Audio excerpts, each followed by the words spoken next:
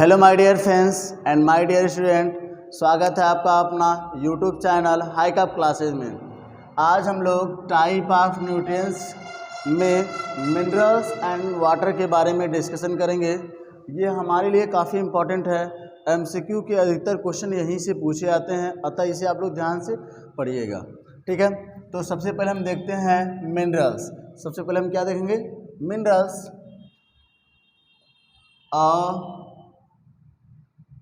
minerals is an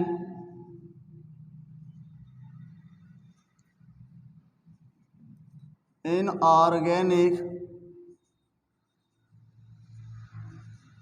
element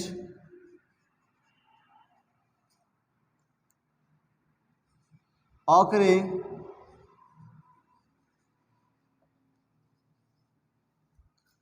minerals is an inorganic elements occurring in the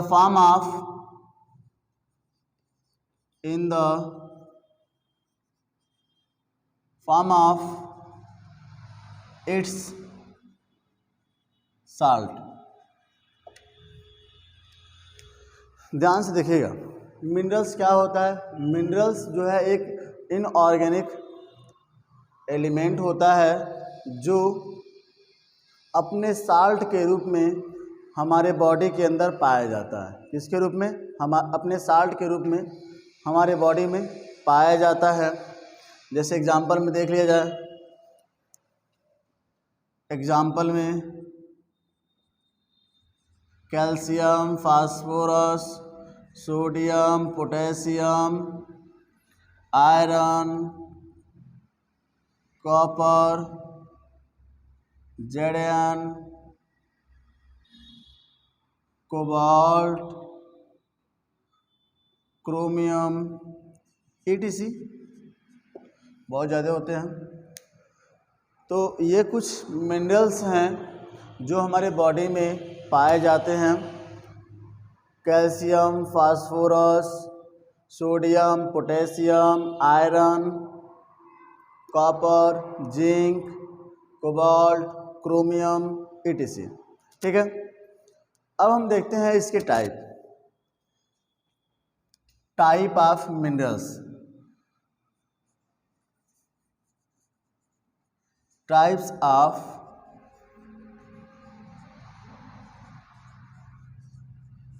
of minerals में देखिएगा, there are two type of minerals.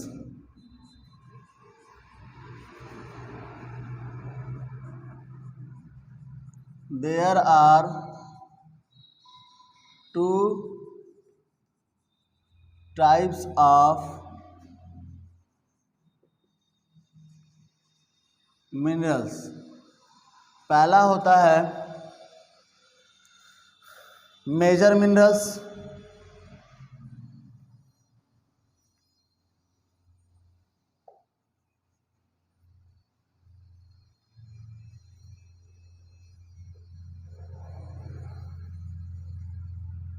Major minerals. पहला क्या होता है? Major minerals, ठीक है। तो हम इसके बारे में पहले देखते हैं।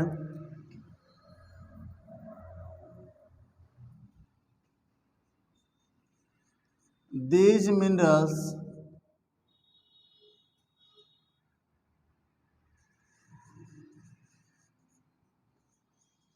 are found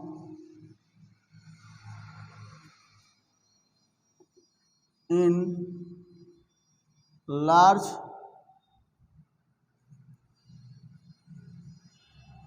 amount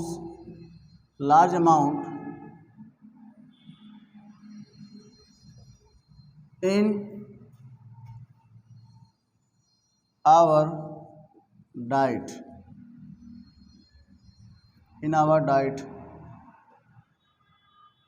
और वो भी कितना चाहिए था, कितना होता है? तो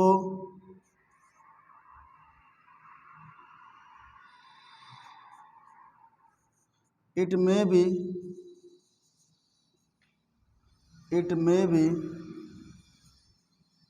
100 मिलीग्राम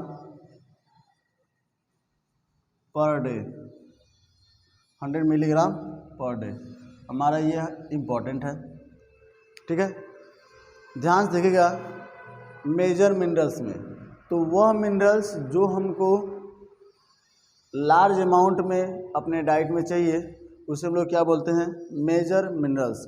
लगभग हमको per day 100 milligram, per day 100 milligram minerals की ज़रूरत पड़ती है। ठीक है, उसे हम लोग क्या बोलेंगे, मेजर मिनरल्स। अगर एग्जांपल में देखा जाए तो calcium, phosphorus, iron, sodium, calcium, phosphorus, calcium, potassium, iron, sodium, phosphorus, etc। ये कुछ ऐसे मिनरल्स हैं जो हमको लार्ज अमाउंट में अपने डाइट में चाहिए। ठीक है, सेकंड हमारा होता है trace minerals.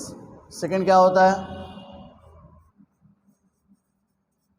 Trace minerals.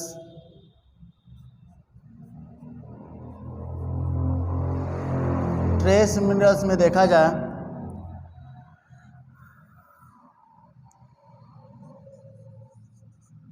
these minerals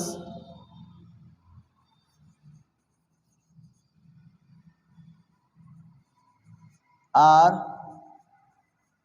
needed in smaller amounts in our diet. It may be few milligram per day. यानी ऐसे मिनरल्स जिनकी रिक्वायरमेंट हमारे बॉडी में कम होती है उसे हम लोग क्या बोलेंगे, ट्रेस मिनरल्स। ऐसे मिनरल्स जिनका रिक्वायरमेंट हमारे बॉडी में अधिक मात्रा में होता है उसे बोलेंगे मेजर मिनरल्स। यहाँ पे देखिए, it may be few mg, मतलब कुछ ही ग्राम, कुछ ही मिलीग्राम हमको चाहिए पर डे। ठीक है, अतः इसे हम लोग क्या बोलेंगे, ट्रेस मिनरल्स। क्या बोलेंगे, ट्रेस मिनरल्स। एग्जाम्पल इसका हम लिख लेते हैं, देखिएगा ध्यान से।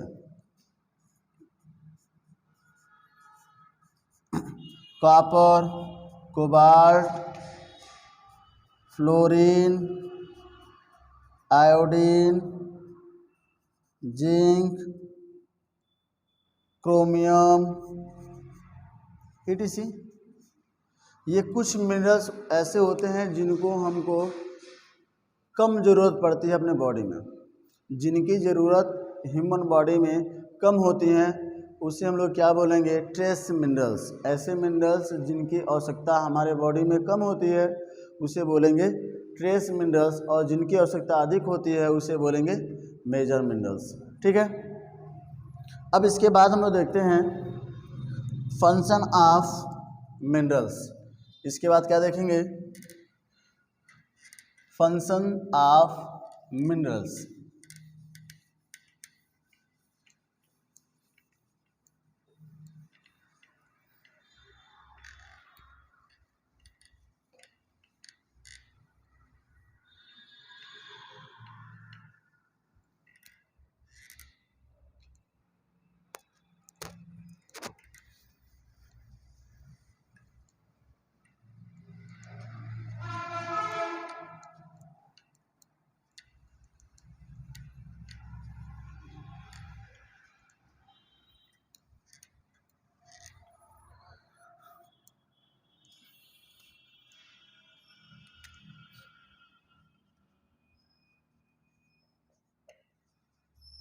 Function of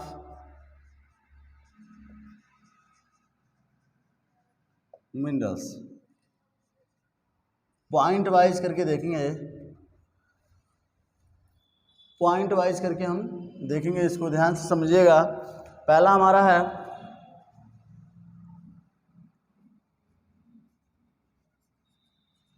minerals are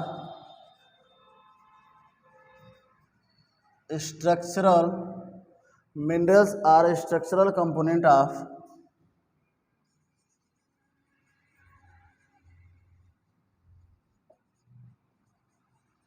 of bones, soft tissues,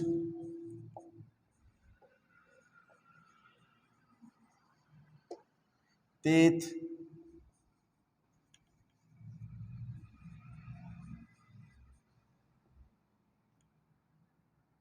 etc.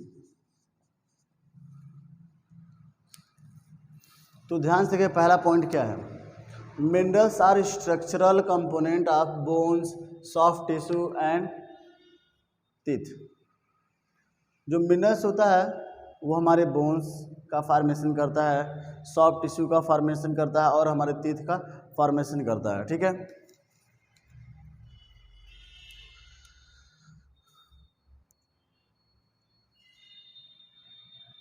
Second हमारा है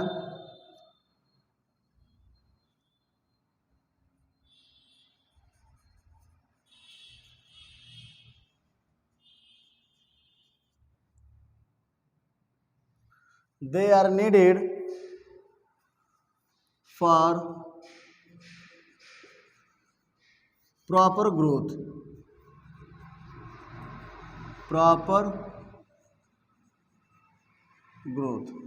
अब ध्यान से देखिएगा, इसका मतलब क्या है, इस सेंटेंस का मतलब क्या है। जो मिनरल्स होता है वो हमारे बोन का स्ट्रक्चरल कंपोनेंट है। क्या है? स्ट्रक्चरल कंपोनेंट है। अगर हमारे बोन्स प्रॉपर ग्रोथ करेंगे तो हमारी बॉडी भी क्या होगी? प्रॉपर ग्रोथ करेगी। मतलब क्या है? They are needed for proper growth. तो ग्रोथ में हमारी बॉडी भी आ जाएगी, बोन्स भी आ जाएंगे। ठीक है, थर्ड हमारा है, ध्यान से देखिएगा, they are needed for formation of RBC and coagulation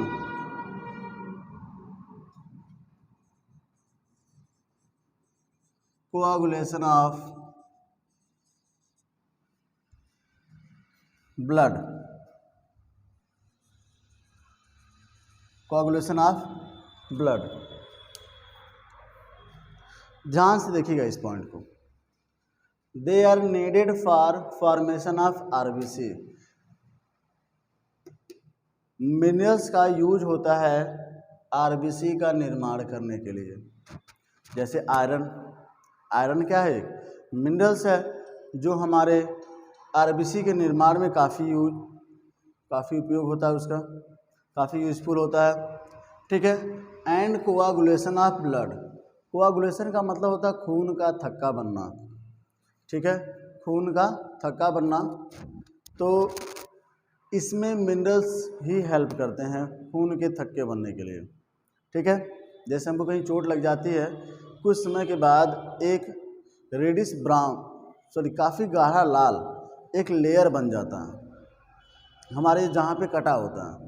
ठीक है, यानी वो वहाँ पे क्या हुआ? खून का थक्का बना हुआ है। क्या बना हुआ? खून का थक्का, जिसे हम लोग क्या बोलते हैं? Coagulation of blood. क्या बोलते हैं? Coagulation of blood. ध्यान से देखिएगा, अगला हमारा चौथा, functioning of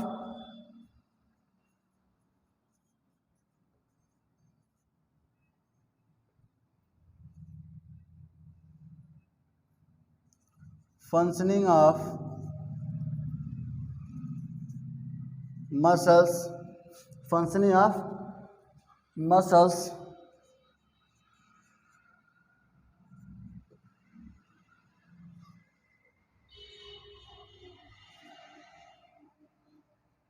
for functioning of muscles,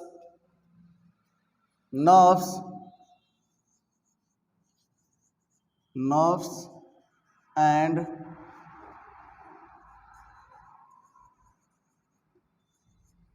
thyroid glands and thyroid gland.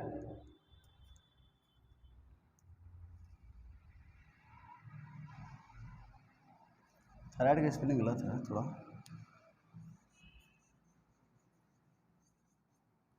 Thyroid.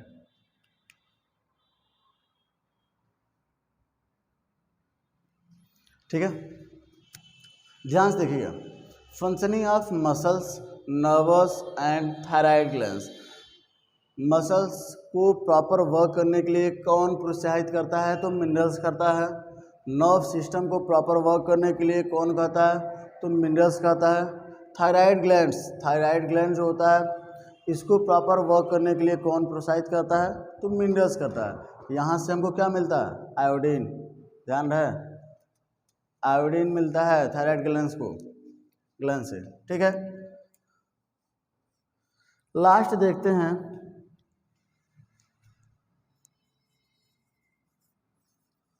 They help in maintaining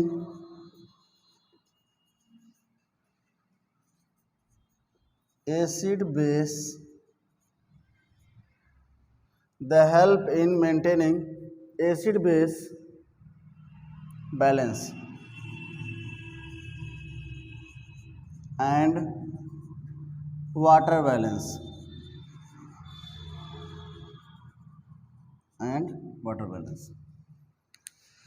the help in maintaining acid base, मतलब हमारे बॉडी में एसिड बेस को मेंटेन करने के लिए किसकी ज़रूरत पड़ती है? तो मिनरल्स की ज़रूरत पड़ती है, या मिनरल्स की वजह से हमारे बॉडी में एसिड बेस मेंटेन होते हैं। वाटर भी बैलेंस होता है किसकी वजह से?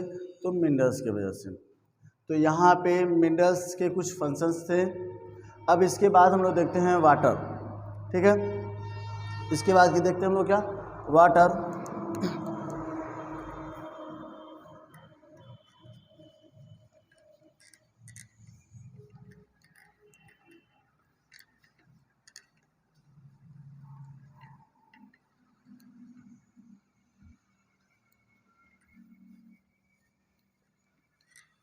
ध्यान से देखिएगा,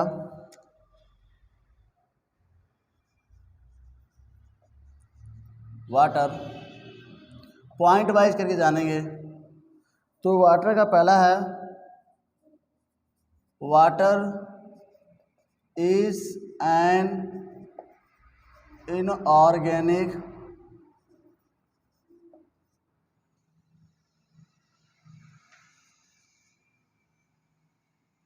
component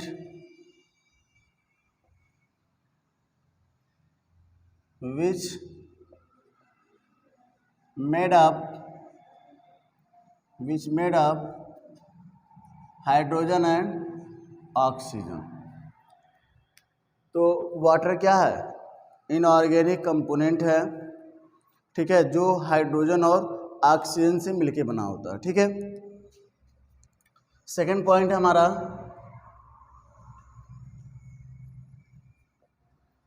it is essential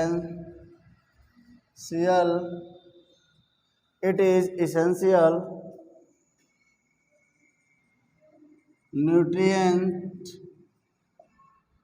for our survival. It is essential nutrient for our survival, मतलब हमको जीवित रहने के लिए ये हमारे लिए काफ़ी इम्पोर्टेंट न्यूट्रिएंट है। ठीक है, हमको जीवित रहने के लिए ये हमारे लिए काफ़ी इम्पोर्टेंट न्यूट्रिएंट है। खाए बिना हम 2, 5, 6 दिन रह सकते हैं, लेकिन पानी के बिना 1 से 2 दिन में ही एक्सपायर हो जाएंगे, मर जाएंगे। ठीक है, अतः आप लोग प्रॉपर पानी पिया करिए। थर्ड है, our body contain 70 to 80% water. हमारे बॉडी में लगभग 70 से 80% क्या है, वाटर है। हमारे बॉडी में 70 से 70% क्या है, वाटर है। फोर्थ पॉइंट हमारा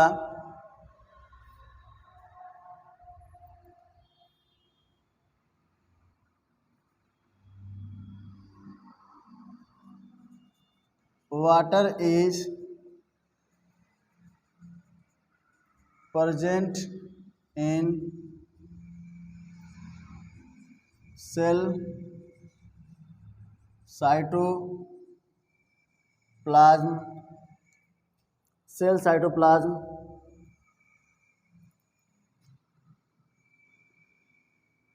cell cytoplasm, tissue,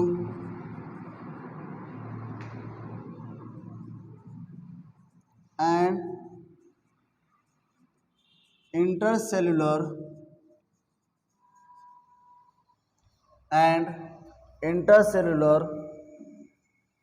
fluid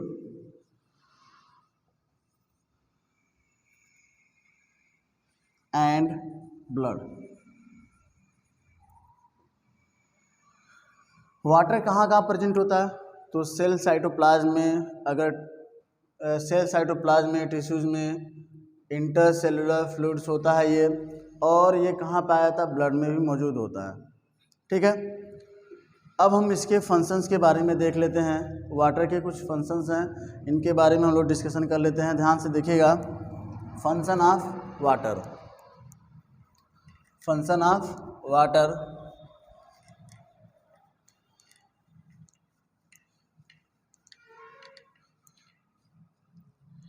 देखिए, बहुत सारे लोग कहते हैं या बहुत बच्चे सोचते हैं कि बायोलॉजी बहुत ही टफ है। टफ नहीं है, बहुत ही आसान होता है, बस उसको समझना कि क्या क्या कह रहा है। ठीक है, कैसे हम अपने कॉन्सेप्ट को क्लियर कर सकते हैं। बस आप लोग अच्छे से स्टडी करिए, अच्छे से इसको समझिए, बायोलॉजी को समझिए, तो वो चीज़ें आपको क्या लगेंगी, आसान लगेंगी। क्या लगेंगी, आसान लगेंगी। ठीक है, काफ़ी इंटरेस्टिंग सब्जेक्ट है बायोलॉजी। देखिएगा, function of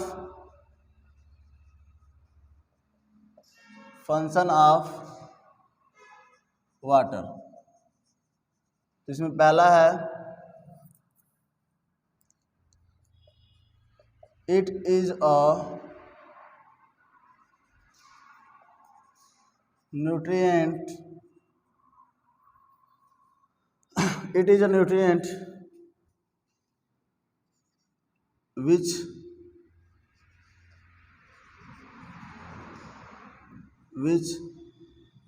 other nutrient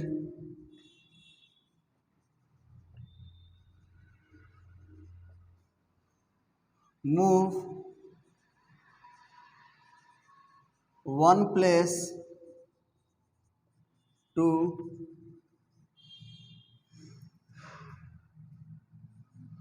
another place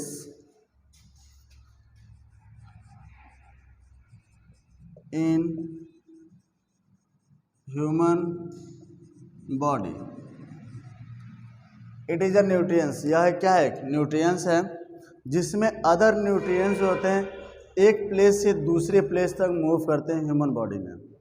human body में एक प्लेस से दूसरे प्लेस तक मूव करते हैं, किसकी सहायता से, तो वाटर की सहायता से। ठीक है, सेकंड पॉइंट देखते हैं हम लोग। सेकंड पॉइंट है, it is serves as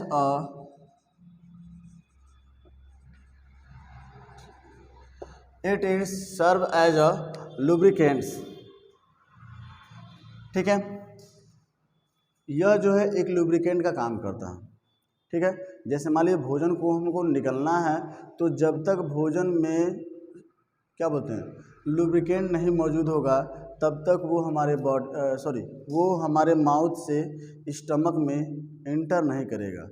lubricant का मतलब जैसे मान लीजिए ग्रीस, आप लोग ग्रीस देखे होंगे, जो बाइक्स के जो बॉल बेयरिंग होता है उसमें लगाया जाता है ताकि वो प्रॉपर वर्क करे आसानी से रोटेट करे बिना फ्रिक्शन के। उसी प्रकार जो लुब्रिकेंट होता है, मतलब वाटर जो है एक लुब्रिकेंट का काम करता है हमारे फूड को, ओजोफेगस जो फूड पाइप होता है बिना फ्रिक्शन के सीधे स्टमक में पहुंचाता है। ठीक है, थर्ड वाला हो जाएगा हमारा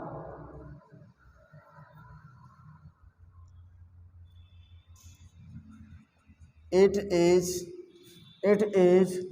पार्टिसिपेट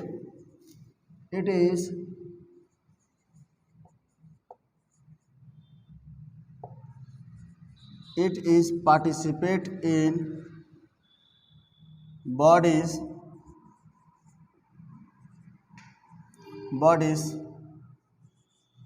biochemical process।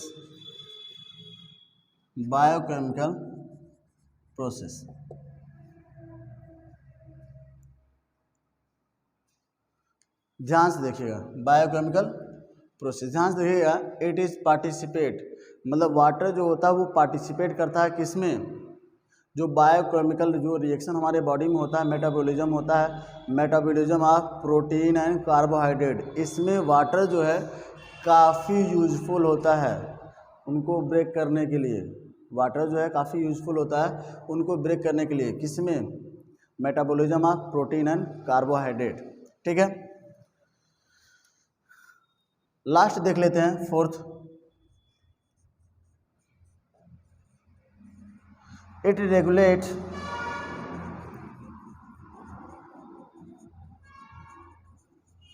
बॉडी